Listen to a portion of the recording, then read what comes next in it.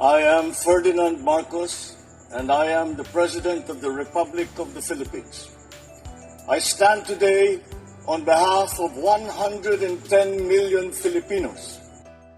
Hi everyone, hello universe, it's me again. Shoutout sa inyo mga kababayan. Nako, ito na nga ba ang sinasabi natin mga kababayan? Delikado itong mga nagpapakalat ng fake news. Tingnan nyo O, sinabi po ng One News yan. Ano ito? Oh my goodness. House invites 40 social media personalities over fake news probe. OM goes. Oh, shout out sa mga Marcos Loyalists and supporters, Filipino and OFW. Hello po, no? So yan, may updates videos tayo.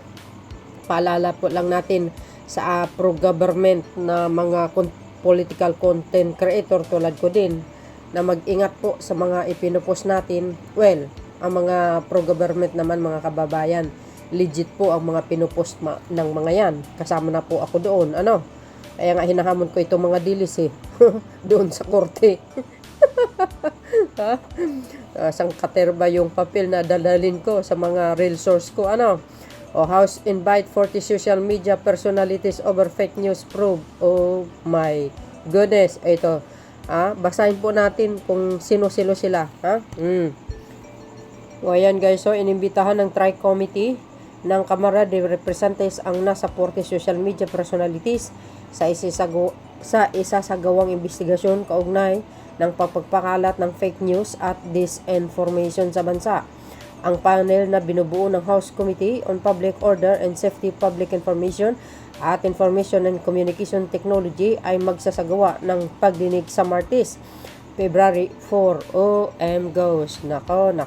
Ito na naman po tayo. No? Delikado kayo dyan. Ito po sila, basahin po natin, Ayon kay Laguna Representative John Fernandez, Chairperson ng Public Order and Safety Panel, ay inatasan ng manguna sa investigasyon. Mahalaga na maprotektahan ang mga Pilipino laban sa mga peke at mapaglinlang na impormasyon na nagreresulta sa pagkakahati-hati ng bansa. Tama po yun. No? Itong fake news, number 1 po na lason yan sa ibang mamamayang Pilipino na wala gaanong access sa social media, lalo na po sa mga malalayong lugar. No? Minsan naniniwala sila sa mga chismis, lalo't hindi po sila nanonood sa mga totoong nag-i-spread ng good news mga kababayan. Nakakalason po yun at nakakasira sa imahe ng bansang Pilipinas, no? Kung tayo naman tulad namin o kayo nanonood, alam nyo kung sino po ang nagpapakalat ng fake news dito, 'di ba? At hindi po kayo kaagad-agad naniniwala. Ako kay Pangulong Marcos Jr. lang ako naniniwala, sa totoo lang. Ayan, abangan po natin sa Martes yan, guys, At alam nyo, sa totoo lang, kung ang gagawin natin, magkaisa, mas maganda no? Kasi lumalaganap ngayon ang fake news. Itong mga pinos ng mga vloggers, guys, ayan sila, ang mga Pilipino ay may karapatan sa katotohanan. Dapat protektahan na natin ang ating mga kababayan laban sa maling impormasyon. Nagdudulot ng takot at pagkawatak-watak sa ating lipunan, sabi ni Fernando. Tama yun. Kayo, mga nagpapakalat ng fake news, dapat po doon kayo sa China, umuwi kayo doon. Huwag dito sa Pilipinas. Wala naman kayo na itutulong, no? Ayan, guys, ang mga iniimbitahan ay sina, si Malutikia, Jose Yumang Sonsa, Crisette Lauret Chu. Medyo ito, guys, ito si Crisette, matindi ang nito, malaki sweldo nito mga bes.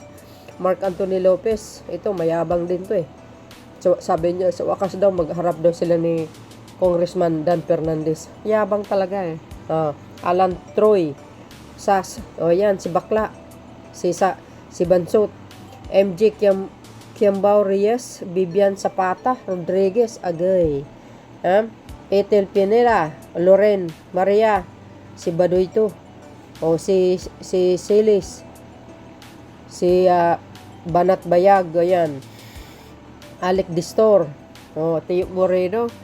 Aaron Peña, old school Pinoy agoy. Oh, yan si Glenn Chong. Ha? Grabe yan. Ang sama ng pag-uugali yan si Glenn Chong. Grabe kasama ang ugali niyan. Binabanatan talaga si First Lady. Hindi ko alam kung anong kasalanan, no? Alam nyo kaya nagganyan si Glenn Chong. Bakit? Dahil hindi siya nabigyan ng pwesto eh. Oh, kaya yan. Nag-ala Judas. Oh, Manuel Mata, agay. Oh, Junior Kokulukoy. Elizabeth Joy Cruz. Uy, nako. Magkano kayong bayad tong mga to, no? Claro ganak. Baka, no? Baka. Baka bayaran itong mga to. O Claire Eden Contreras. Yan. Yan yung isang kampo ni Lucifer. Si Maharlika hindi bagay sa kanya. 'Di ba? Dapat ang ito eh. Pangalan nito Barbara. Kasi Barakuda to eh. Jonathan Morales, ayan si Calvo. Cyrus Priglo. Optics Politics agay. Maricar Serrano, ang dami pala itong mga vloggers ni ni Judas. Maricar Serrano, Ernito S. Ablis Jr., John Abenes, shoutout sa inyo. Ihanda niyo yung mga sarili nyo, ha. Walang delete ng mga post, ha. Huwag kayong magdi-delete ng mga video nyo. Huwag mag-delete ng post. Isa rin itong isang attorney na ito, no? Tinanggal lang sa pagka-secretary ng Marcos administration. Ito na po ang resulta ng pagka lumalabas ang tunay niyang kulay, mga kababayan. Alam niyo ito si Attorney Trixie. Believe pa naman ako sana sa kanya. Pero nung kalaunan, my goodness, siya, yung totoong kulay niya talagang dutae as in. Sa totoo lang, attorney pa naman din. Nako. O yan, dapat Julius Milanosi. O, ayan. Darwin Salceda. Boss Dada, itong isang bakulaw na ito. Elmer, sino ba to? Elmer Jugalbut. Ed Jugalbut. O yan, yung Kati Binag na sinasabi. Dapat pipigain talaga to eh, si Kati Binag. Yung mga pinapalabas niya sa social media. Yes, excited ako mapanood dito. Tingnan ko nga saan hanggang saan ang galing to ng mga to. Dahil alam natin sa TRICO Committee, mga abogado nandyan. Si MJ Mundihar, isa rin to. Susan Batalya, agay. Si Joe Smith, agay. Political witch boy. I am Sean Win, agay.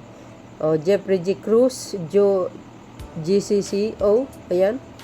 Alvin L. Montero, Kirsten Ramon. Dapat isali nyo dito, singipin, si Rosalinda. Sino ba, ano ba tulad yung pangalan niyan?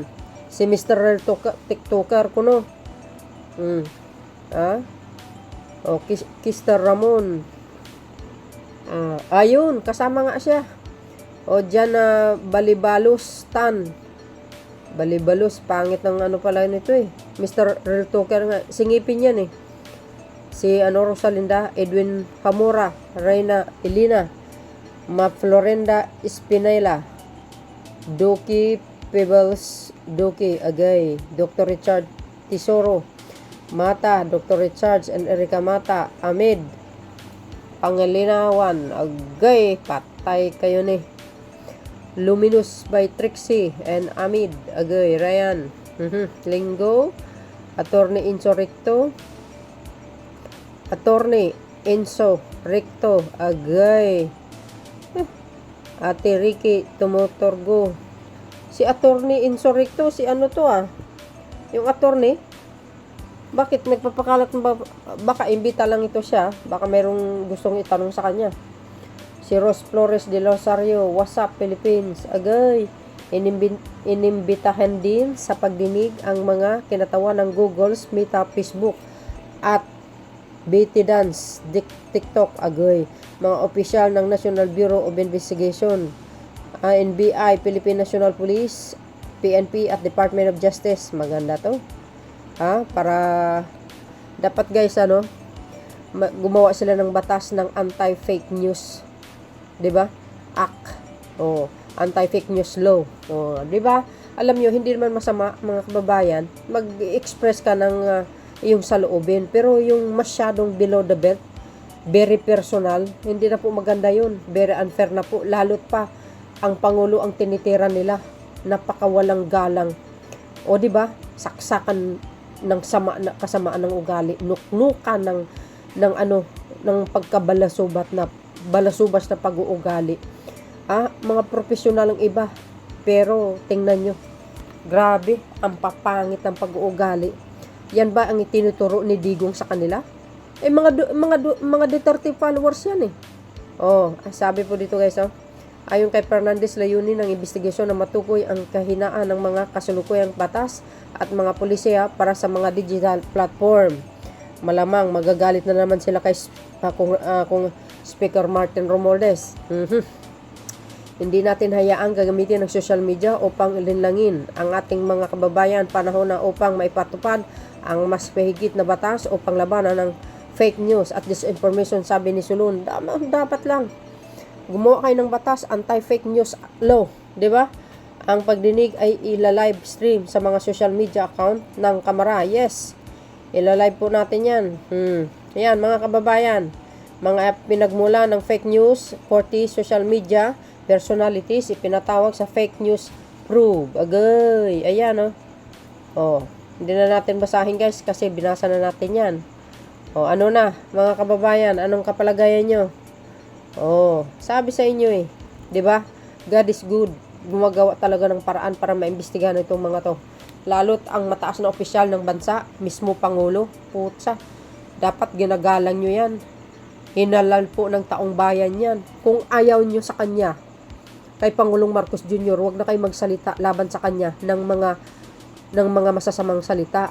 Okay lang mag-express kayo, batikusin nyo ang Pangulo, pero sa nakikita kong mga kababayan, masyadong below the belt. Pinipersonal na nila ang Pangulo nakakalungkot. Kapwa mo Pilipino, yan pa ang ginagawa nila sa Pangulong Marcos Jr. Sa totoo lang mga kababayan, sila ang pinaka number 1 na nanggugulo sa bansang Pilipinas, at sila mismo rin ang nagdadrag sa Pilipinas sa kahihiyan sa buong mundo. Sa totoo lang, pinangunahan yan ni Duterte. Walang alam itong mag-ama na ito kundi manggugulo sa Marcos administration. Nag-second demotion itong mga followers niya. Tingnan, itong mga dilis na ito. Hindi, sa totoo lang mga kababayan, nakikita ako sa social media. Grabe, pinipersonal ang Pangulong Marcos Jr., si FL, lalo ito si Atty. Glinsong. Talagang grabe. Nuknukan ng sama ng pag-uugali sa mga post niya pa lang, mga kababayan. Ang papangit. Sa totoo lang, bisitahin niyo yung mga post niya. Tinitira niya ang first family, lalo ng Pangulo, walang kagalang-galang. My goodness. Glinsong, dapat umuwi ka sa China apelyido mo pa lang Chung-Chung na. So yun mga kababayan, ang pinaka-latest updates ko sa inyo. Ito, basta para ma-inform lahat at malaman kung sinong iimbitahin. TRICOM, arangkada na. Sa pag-imbestiga ng mga nagpapakalat ng fake news. Ito, walang sinasanto dito mga kababayan. Kaya sa mga vloggers, mag-ingat kayo sa inyong mga pinopost. Kung ayaw nyong tigerker doon sa harapan ng TRICOM. Nakaka-tense lang kaya pag umaten ka doon. 'Di ba? Nakakakaba kaya. Pag wala kang maisagot, anong sagot mo? Nga. Baka kakasuhan ka pa. Nako, masa-cite in contempt talaga itong mga to Kaya yun mga beswa, ano po ang kapalagayan nyo? Makikiramdam kayo. Bisitahin nyo yung mga post ng mga vloggers. Tingnan nyo, magbabago mga yan. Sigurado yan. Mga Duterte vloggers. Siguro naman. Madadala kayo sa mga ginagawa nyong pagpapakalat ng fake news. Kung kayo po ay nagpapakalat ng fake news, halimbawa lang, di ba? Kaya yan, imbitado kayo sa TRICOM. See you on February 4. Ingat-ingat lang sa mga pinupost natin, mga pro-government. Thank you guys for watching. See you again on my next upload video. Bye. And baboos. God bless Philippines.